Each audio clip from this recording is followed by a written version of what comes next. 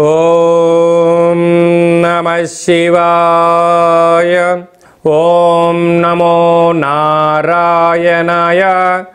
నరదృష్టి నివారణ కాళభైరవాయ నమో నమః.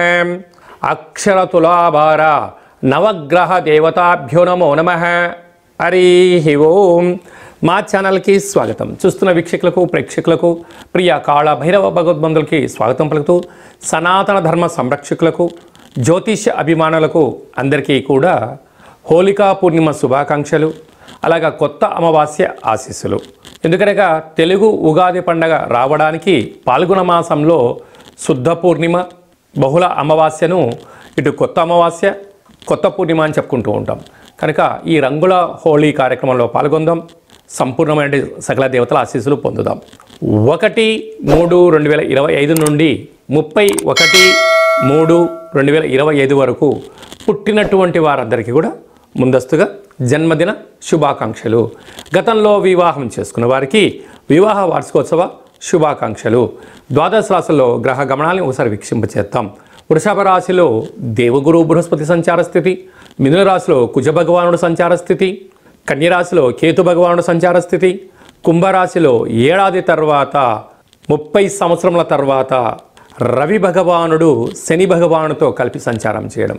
ఎందుకనగా శని భగవానుడు ఈ మార్చి ఆఖరికి మీనరాశిలోకి వెళ్ళిపోతున్నాడు.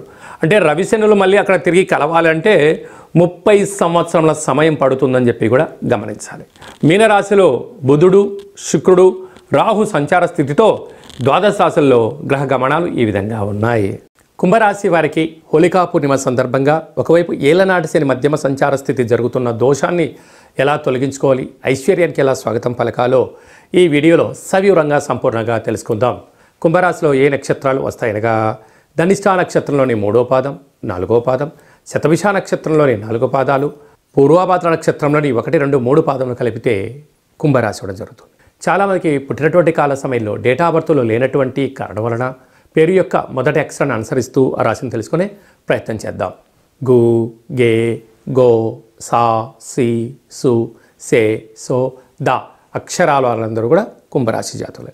రాశిలోనే 30 సంవత్సరాల తర్వాత రవి భగవానుడు సంచరిస్తూ ఉండగా ఒకవైపు ఏళ్లనాటి శని మధ్యమ సంచార స్థితి చివరార్ధ రోజులుగా ఉండబడిన కాల సమయం, 2వ స్థానంలో త్రిగ్రహ కూటమి, మార్చి ఆఖరికి 2వ స్థానంలో షష్ఠగ్రహ కూటమి ప్రారంభం కాబోతుంది. కనుక కుంభరాశి వారికి అంతగా అనుకూలంగా లేదని చెప్పి గమనించగలగాలి. ఎందుకంటే 6 గ్రహాలు 2వ స్థానంలోకి రాబోతున్నాయి. రాశిలోనే రవిశనుల కలయిక. కనుక ఇలాంటి పరిస్థితి ఉన్నప్పుడు కొన్ని లక్షల వందల వీడియోలలో ఈ వీడియో మీరు చూస్తున్నారు అన్నట్లయితే నవగ్రహ అక్షర తులాభార సేవ మహోత్సవ కార్యక్రమంలో పాల్గొనే సమయం ఆసన్నమైంది అని చెప్పి మీరు గుర్తుపెట్టుకోగలగాలి. కేవలం నామాలను రాసి ఆదివారం పూట సూర్యగ్రహ తులాభారంలో, శనివారం రోజు శని భగవంతుడి యొక్క అక్షర తులాభారంలో పాల్గొనడం వల్ల గ్రహదోషం తొలగి రాశిలో 30 ఏళ్లలో తర్వాత మళ్ళీ ఇలాంటి పరిస్థితి ఉంటుంది. 2వ స్థానంలో ప్రస్తుతము త్రిగ్రహ కూటమి, రాబోయే కాలంలో షష్ఠగ్రహ కూటమి, ఏలనాటి శని యొక్క ప్రభావము, అదే కాకుండా అర్ధాష్టమ గురుడు, సంతాన స్థానంలో కుజ భగవానుడు, అష్టమంలో కేతు సంచార స్థితి, అంటే అంతగా అనుకూలంగా లేని పరిస్థితి ఉంది. కనుక వీలైనంత వరకు మీ జన్మ నక్షత్రం రోజున అష్టమి పూర్ణిమ తిథి యందున దూరావాయు జల ప్రయాణాలు పెట్టుకోవద్దు. ఏదైనా మాట్లాడేటప్పుడు ఆలోచించి మాట్లాడండి. ఫేస్బుక్లో కానీ వాట్సాప్లో కానీ క్రియేటివిటీగా ఏదైనా అనిపిస్తే కేవలం నీ ఒక్కడికే సత్యం అనిపించినంత మాత్రాన దాన్ని ఫార్వర్డ్ చేయొద్దు. ఎందుకనగా అది నీ వ్యక్తిగతంగా సత్యం అనిపించవచ్చు, బాహ్య ప్రపంచంగా ప్రభుత్వ చట్టరీత్యా అది వ్యతిరేక భావం అయి ఉండొచ్చు. కనుక అంటే చేయని తప్పుకు ఉద్రేకభరితమైన నిర్ణయాలు మీరు ఎప్పుడైతే తీసుకుంటారో అనేక రకాలమైనటువంటి రోడ్డు మీద పోయి దాన్ని తీసుకొచ్చి నెత్తి మీద పెట్టుకోవడం అంటూ ఉంటారు. కాలం కలిసి రాకపోతే తాడు కూడా పామై కడుస్తుందట. అలాంటి సిచ్యువేషన్లో కుంభరాశి జాతకులు ఉన్నారు. కనుక మౌనం, ధ్యానం, సూర్యారాధన, పక్షులకు కాకులకు ఆహారం పెట్టడం, పితృదేవతలను స్మరించడం, దేవాలయ దర్శనం చేసుకోవడం, వీలైనంత వరకు మౌనం అవసరం. ఆపై భగవంతుడి యొక్క ఆశీస్సులు మీ పైన ఉండడం వల్ల అద్భుతమైనటువంటి సహనశీలిగా మీరు ఉండగలిగినట్లయితే భవిష్యత్ అంతా బంగారుమయమని చెప్పి గమనించాలి. మార్చి నెలలో అనగా పాల్గొన మాసంలో శుక్లపక్షం నుండి బహుళపక్షం వరకు విజయము మనం సాధించగలగాలి అన్నప్పుడు ముఖ్యమైన తిథుల గురించి క్లుప్తంగా సవివరంగా సంపూర్ణంగా తెలుసుకుందాం.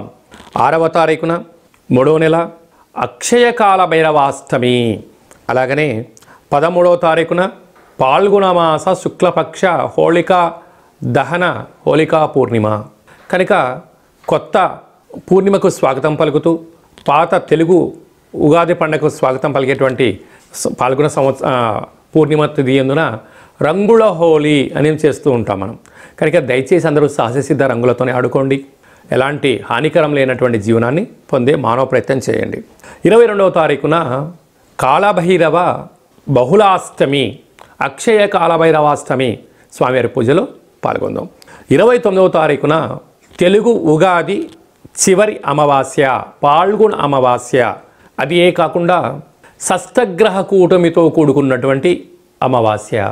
కనుక వీలైనంత వరకు అందరూ కూడా 28, 29 అంటే 27 రాత్రి నుంచి 3 రోజులు ముఖ్యమైన పండగలు పనులు కానీ దూరవాయు జల ప్రయాణాలు కానీ పెట్టుకోకపోవడం ఉత్తమోత్తంగా భావించగలగాలి. అది ఏ కాకుండా మనమందరము కూడా కొత్త సంవత్సరానికి మనం స్వాగతం పలకబోతున్నాం. కనుక వీలైనంత వరకు ఇంట్లో మనకు చాలా ప్రాంతాల్లో చాకలి వాళ్ళు ఉంటారు. వారికి అమావాస్యకు ఒక రోజుల ముందర కానీ వారిని భార్యాభర్తలను కూర్చోబెట్టి లేకుంటే అమ్మాయిని కూర్చోబెట్టి బొట్టు పెట్టి అమ్మాయికి చీరె సారె గాజులు ఇంట్లో పసుపుతో కూడుకున్నటువంటి పదార్థాన్ని వండి ఇంటి యజమానికి వాహనానికి కానీ ఫ్యాక్టరీకి కానీ దిష్టి తీసి వారికి చాకలి వాళ్ళకు ఇవ్వడం వలన చాలా అద్భుతమైన మంచి ఫలితాలు ఉంటాయి. అంటే చాకలి వారిని ఇంటి ఆడపిల్లతో సమానం అంటూ ఉంటాం. కనుక సంవత్సరపు చివరి అమావాస్య రోజున ఇలా చేయడం వలన ఈ గత సంవత్సరంలో అంటే ఈ సంవత్సరం అనుభవించే కష్టాలంటిని కూడా పులి స్టాప్ పెట్టి నరదృష్టిని నివారించే ఏకైక ఒక మార్గంగా భావించగలగాలి. అలా కుదరకపోతే ఈ కింది నెంబర్ మీరు సంప్రదించినట్లయితే మన యొక్క కాళభైరవ స్వామి యొక్క దేవాలయంలో ఇలాంటి కార్యక్రమాన్ని ఆచరింపచేయడం జరుగుతుందని చెప్పి కూడా మీరు గమనించాలి. అలాగను ఈ తెలుగు ఉగాది పండుగకు వేడుకలు పలుకుతూ కొత్త ఉగాది మనకు నూతన తెలుగు సంవత్సరానికి స్వాగతం పలుకుతూ ఇంకనూ విజయం సాధించాలి అన్నట్లయితే ఈ యొక్క పాత్ర కంచు పాత్ర. అంటే అందుకే కంచు మోగినట్టు కనకము మోగదు గదరాసుమతి అని చెప్తూ ఉంటారు.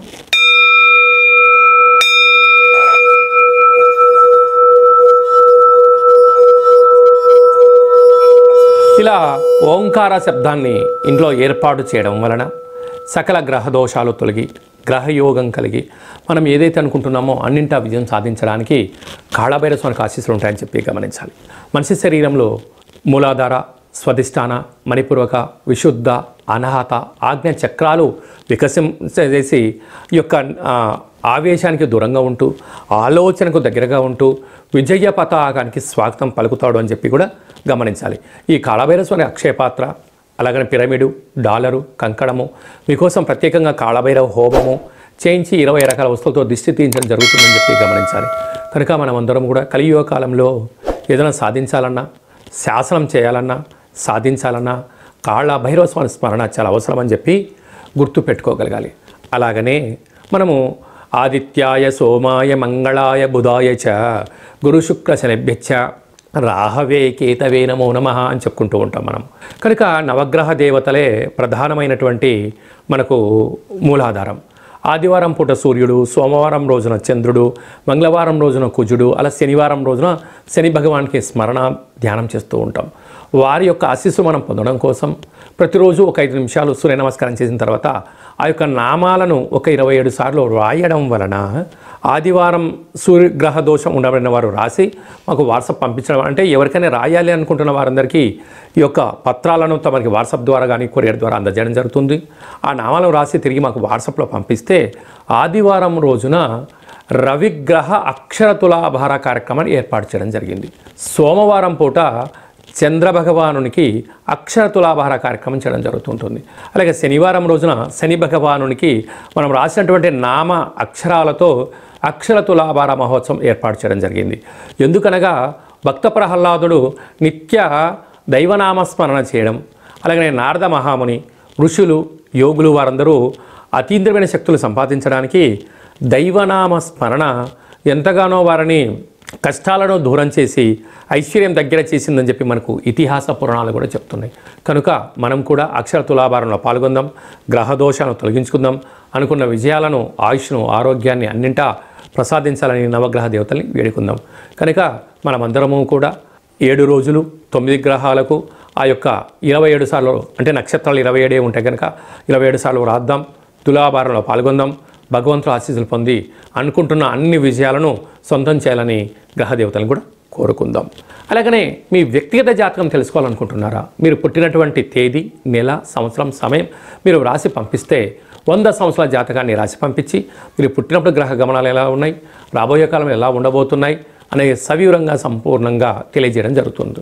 చాలామందికి డేటా బర్త్లో లేనటువంటి వారికి మీ పేరు యొక్క మొదటి అక్షరాన్ని అనుసరిస్తూ ఆ రాశి యొక్క స్థితిగతులను తెలియచేస్తూ రమణ శాస్త్రం ద్వారా అనగా గవళ ద్వారా కాళ్ళ భైరవ ఉపాసన చేత భూత భవిష్యత్ వర్తమానాన్ని తెలియజేయడం జరుగుతుంది.